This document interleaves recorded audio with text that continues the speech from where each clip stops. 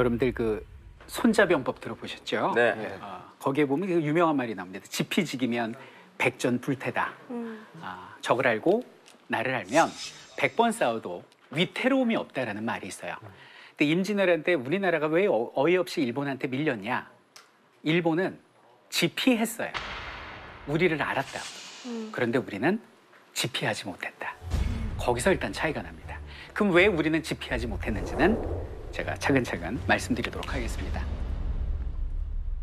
저 오늘 이제 전황만 간단하게 좀 말씀드리고 풀어볼게요. 당시 보면은 우리나라가 있고 일본이 이렇게 4개의 섬으로 이렇게 이루어져 있죠. 중국은 명나라였습니다. 명나라는 당시에 그 중국 최대 폭군이라고 여기는 만력제 신종이 이제 집권을 했는데요. 거의 중국이 그냥 명나라 말기였습니다.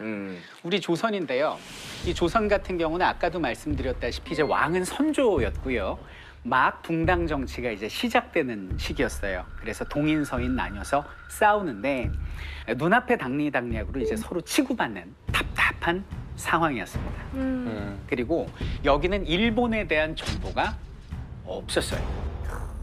자, 비교를 좀 해드리면 이 조선 시대를 이렇게 그래프로 나타내면요, 크게 500년이 이렇게 M자 형태로 이렇게 나뉘어져요. 그러니까 이 시작이 여기가 이제 태조 이성계겠죠. 태조 이성계고 요 정점을 이루던 이 시기는 누구 때일까요? 세종대왕님. 세종대왕 때입니다. 세종대왕. 요 때가 15세기예요.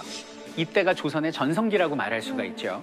근데 하나를 알면 열을 안다고 일본에 대한 정보 수집도 이때는 살벌했어요. 오, 그렇구나. 우리 징비록 피자마자 뭐 나와요? 신숙주 얘기 나오잖아요.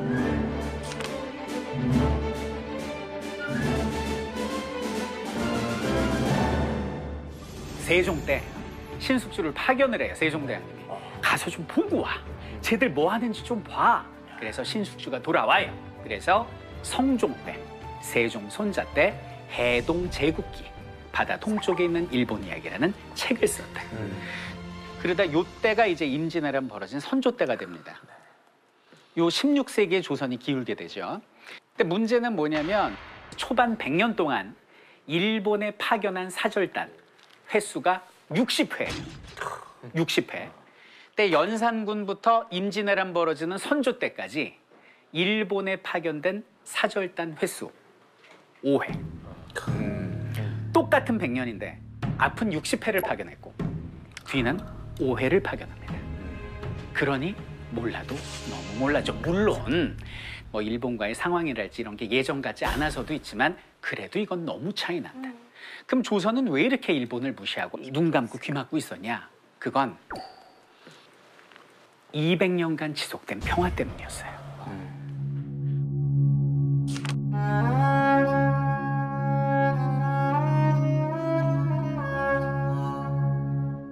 우리가 흔히 추석이나 뭐 설에 뭐라 그래요?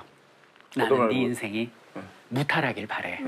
별일 없이 그냥 무탈하게 살아라. 전 이건 덕담이 아니라 악담이라고 생각해요. 잦은 고통은 사람을 강하게 만들어요.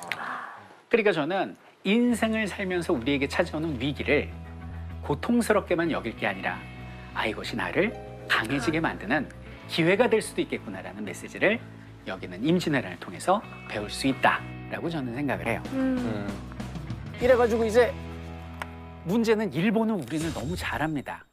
토요토미 히데요시가 그 전에 100년 동안 자기들끼리 이제 치고받고 하다가 포르투갈에서 수입한 조총으로 통일을 했어요.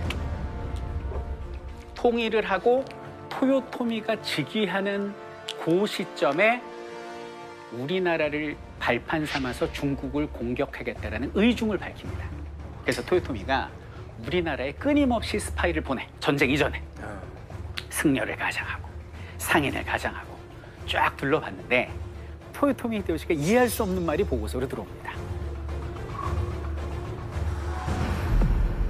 첫 번째, 이 나라 군대가 없습니다. 안 믿어요. 저부터 뭐라고? 실소가 나온다. 실소가 나와. 군대가 없어 이 나라. 뭔 나라 그리고 군대가 없어. 절반이 노비입니다. 양반이란 사람들이 백성들 등에 빨대 꽂고 오늘날 표현을 하면 쪽쪽 빨아먹는데 그냥 와서 툭 치면 무너집니다. 툭 치면. 이런 보고서를 받고 토요토미는 군사를 모으기 시작해요. 30만까지 모읍니다. 그리고 모든 위기는요, 시그널이 있습니다. 항상 신호가 오거든요.